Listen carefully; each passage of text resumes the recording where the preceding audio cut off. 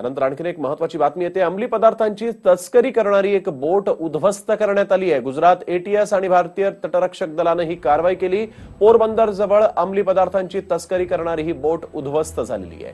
पाकिस्तानमधून ड्रग्ज आल्याची माहिती एटीएसला मिळाली होती। 9 ड्रग्ज माफियांना आता गुजरात पोलिसांनी अटक केलेली आहे आणि ही बोट जी आहे ती मात्र उद्ध्वस्त करून टाकली आहे। पाकिस्तानमधून ड्रग्ज भारतामध्ये घेऊन येणारी बोट आता उद्ध्वस्त करण्यात यश आलेलं आहे।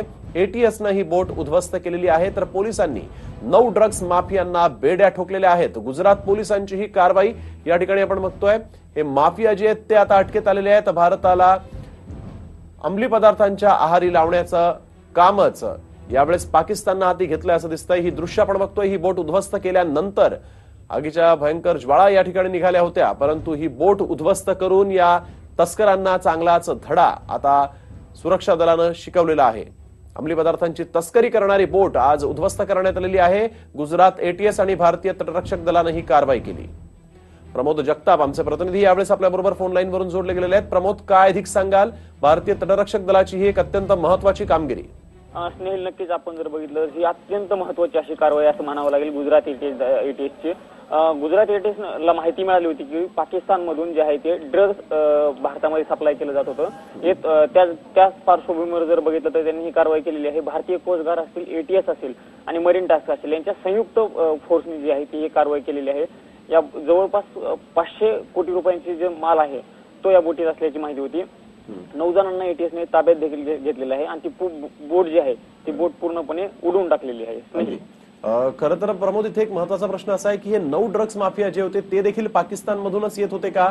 आणि या बोटीवरून नेमका फक्त हाच ड्रग्सच सप्लाय करण्याचा उद्योग सुरू होता की ही बोट नेमकी कशासाठी म्हणून आपल्या भारताच्या हद्दीत शिरली होती? स्नेहल, आपण जर बघितलं तर त्या संदर्भात जे आहे ती तपास अधिक करत आहेत, पण जर प्राथमिक जी माहिती मिळते त्या माहितीनुसार हे संपूर्णपणे ड्रग्ज घेऊनच भारतामध्ये येत होते।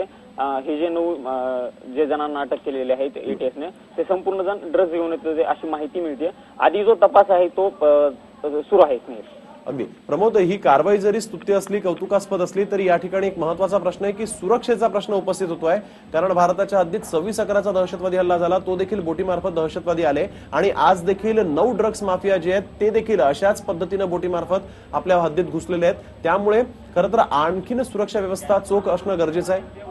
निश्चितच स्नेहल, आपण जर पाहिलं तर 26/11च्या हल्ल्यानंतर तटरक्षक दलाच्या ठिकाणाहून जे आहे ते त्या ठिकाणी पूर्णपणे सुरक्षा जी आहे ती वाढवलेली होती। त्याच पार्श्वभूमीवर जर बघितलं जी नक्कीच प्रमोद, धन्यवाद तुम्ही दिलेल्या सविस्तर माहितीसाठी। आपण बघतोय तटरक्षक दलाची ही अत्यंत महत्त्वाची कामगिरीच म्हणावी लागेल।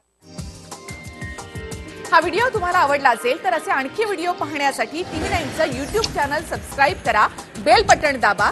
ताज्या घडामोडींसाठी लॉग ऑन करा tv9marathi.com।